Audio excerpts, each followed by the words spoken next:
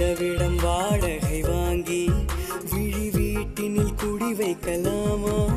நான் வாழும் வீட்டுக்குள் வேறாரும் வந்தாளே தகுமா?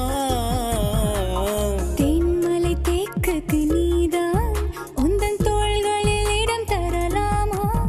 நான் சாயும் தோள் மேல் வேறாரும் சாய்ந்தாலே தகுமா? நீரும் செம்புல சேரும் கலந்த